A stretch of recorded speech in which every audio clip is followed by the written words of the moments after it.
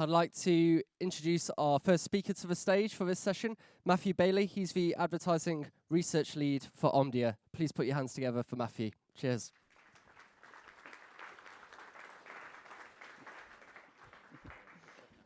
Thanks, Sam. Hi, everyone. Apologies, I don't look anything like my picture. I think that's from like 2017. Maybe I'll get a new one soon. For anyone who doesn't know who Omdia is, we're an analyst and research and consultancy firm operating across the entire technology, media, and telecom sector. So that puts us in a nice position to talk about what I'm going to be presenting on today, and that's the smart TV business models designed to maximize the share of TV advertising budgets. And let's jump right in and see what's happening to those TV advertising budgets. So on a global basis, what we're seeing is that there is a rapid shift, and it's really accelerated over the past year, from traditional linear TV advertising into the connected TV space. And we are anticipating that that's going to continue at an accelerating pace over the coming years, and by 2028 on a global basis, of all of the advertising revenue generated from advertising shown on a TV screen, so whether that's traditional broadcast linear or connected TV, over a third of it's going to go to the connected TV ecosystem. And that differs by market. What you see there is global. If you take a bit of a step back and actually look at it on an individual market level, what you'll see is that markets like the UK and the US, we're actually anticipating that to start to approach 50% by the end of our forecast period. So of all the growth that's coming into the TV and video ecosystem in terms of advertising revenue, we're seeing pretty much all of it going into connected TV. And this is a slide that I presented last year at this exact same event, actually, and I'm not being lazy, I have updated it.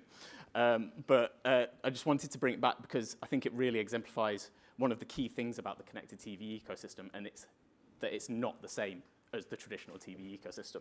You've got a lot more players across the space. You've got broadcasters, yes, who are still fighting for their share of those traditional TV budgets, but you've got their OTT video platforms that are increasingly becoming more important.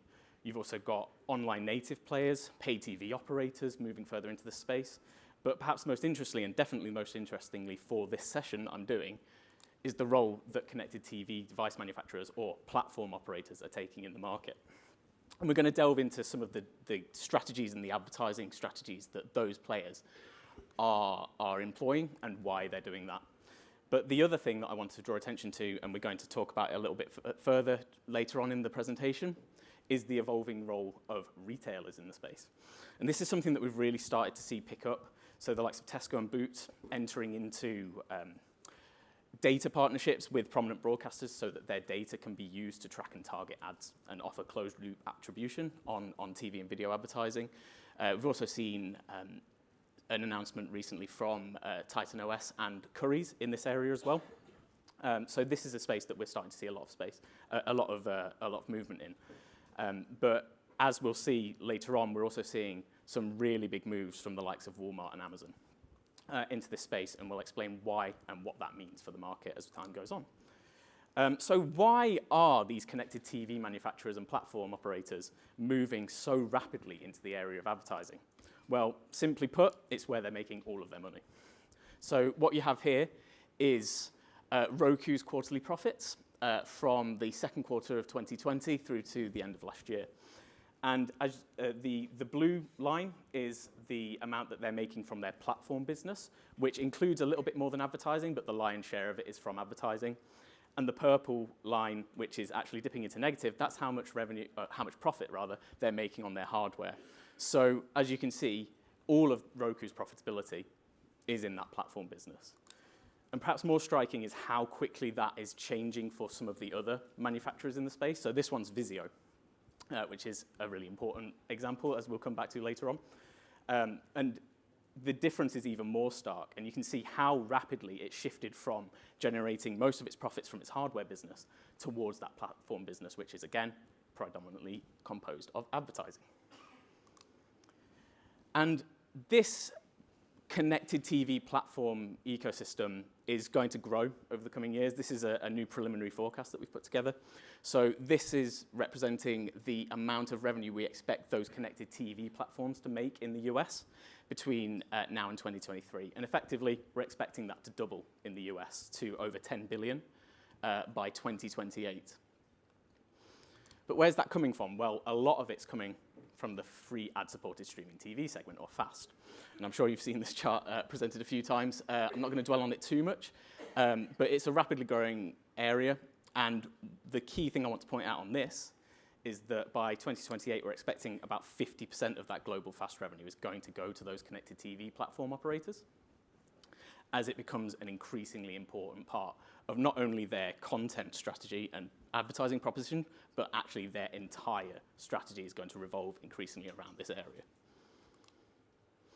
But there's more to the smart TV OS monetization than that. So yes, the content and fast TV, that's an increasingly important area for them. Get more viewing share, taking it away from linear TV, and in turn attracting TV advertising budgets to their operating, to their O&O content services. But they're also doing more. They're also taking an inventory share. That's the standard model in the US. We're starting to see it roll out into other areas like Europe now, where typically the likes of Roku, they're quite upfront about it. Their standard term is they take a 30% cut of advertising inventory to sell for themselves, keep 100% of that revenue. They do offer other ways of working, but that's the standard terms that they operate under. We're also seeing an increasing shift towards smart OS operating system monetization. And typically that takes the form of tile ads on smart TV home screens. And then there's also the role of remote control sponsored buttons. That's a kind of growing area that we're seeing these manufacturers employ in terms of monetization of their hardware. But really key to all of these areas is what sits in the middle, and that's data.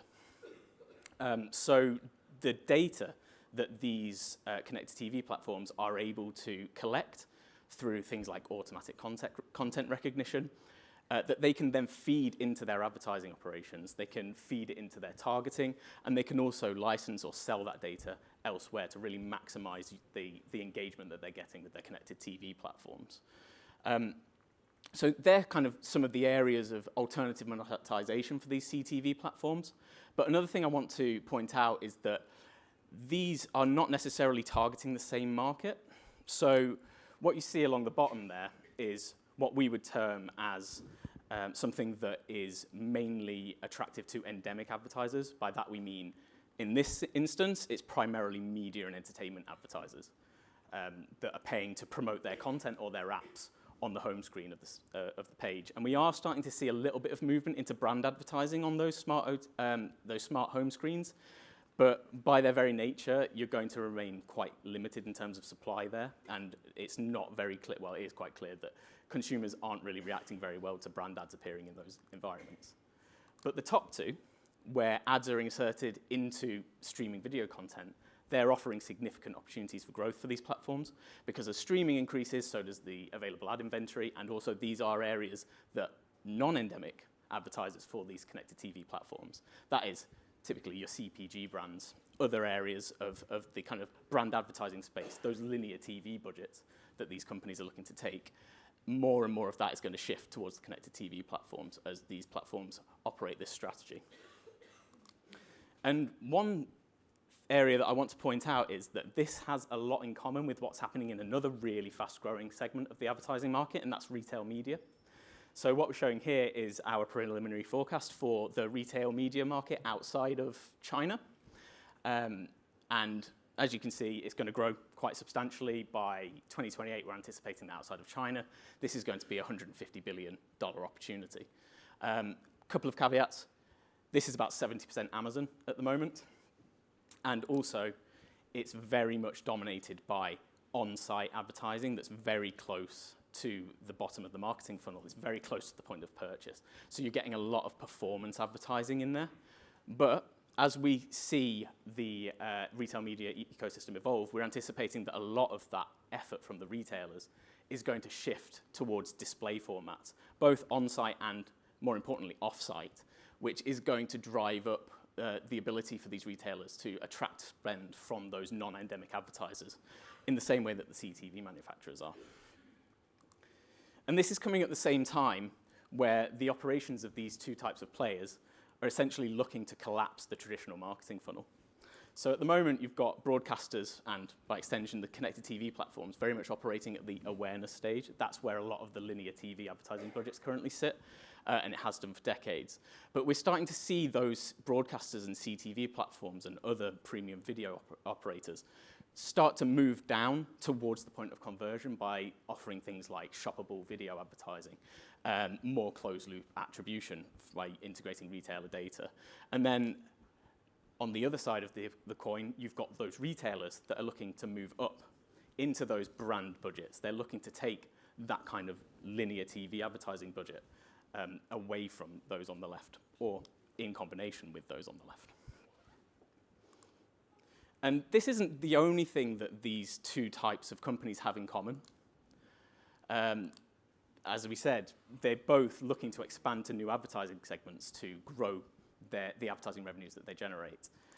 But they also both operate on what are essentially razor-thin profit margins. I've put about less than 5% on those. In reality, in a lot of cases, it's actually lower than that. So they're really looking to maximize their revenue streams to make sure that they ensure profitability in other areas apart from their core areas of business. They're both sitting on extremely valuable first-party data, whether that's automatic content recognition data, where the CTV platforms know what you're watching, they can use that to target and track the advertising. And then you've got the retailers with their loyalty programs and the ability to offer closed-loop attribution to any advertising campaign. And that part's going to only increase in importance as we move towards a cookieless future where the third-party cookie is essentially going to be deprecated by the end of this year by Google. And then tied into that, we're also seeing a rapid adoption of programmatic ad tech as these companies look to expand the amount of advertiser demand that they can cater to, whether that's through programmatic TV or self-serve advertising platforms that are operated by some of the CTV platforms, and also off-site retail media and in-house DSPs that the retailers are operating.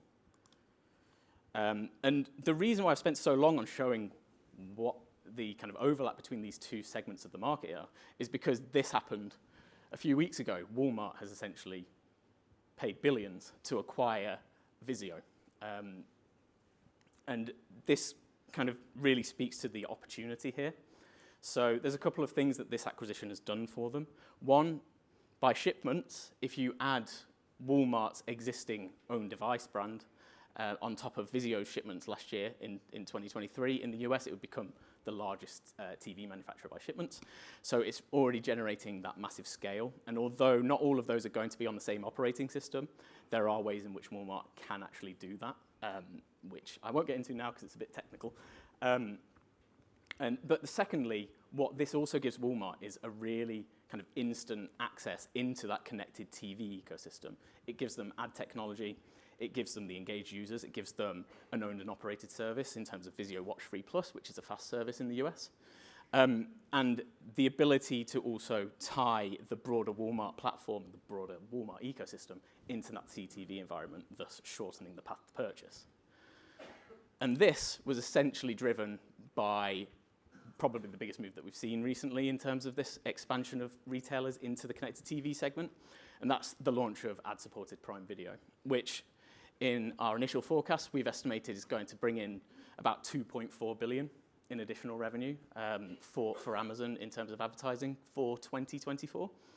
And instantly, just because they've made everyone an ad-supported user by default, they're also getting that massive scale. But the ability to cross-pollinate that with both viewing data, their own ownership of the Fire TV operating system, and also the ability to move into directly shoppable advertising is really going to shake up the space. So we've seen what the big players, Walmart and Amazon, have done, but how is the rest of the market going to respond? Well, not to be a bit weird, but I am quoting myself here.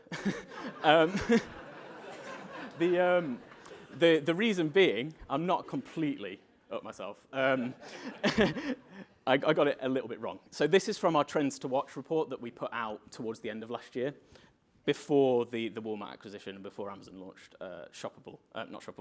its ad-supported tier. And we're expecting that we're going to see a lot more partnerships across the industry between prominent retail broadcasters and online video platform owners as they look to compete with the real giants in the market. We've already seen it with Walmart. We're probably going to see it a lot more outside of the US as well. But one thing I want to add, just to update it, so I'm up to date, is that those CTV manufacturers and those CTV platforms are going to take an increasingly important role in this going forward. And it's an area of the market that we're going to be watching with great interest. So thank you very much. You can get me on the links there or on my email, or come find me. I'm here for the rest of the day. Happy to answer any questions. Thank you very much.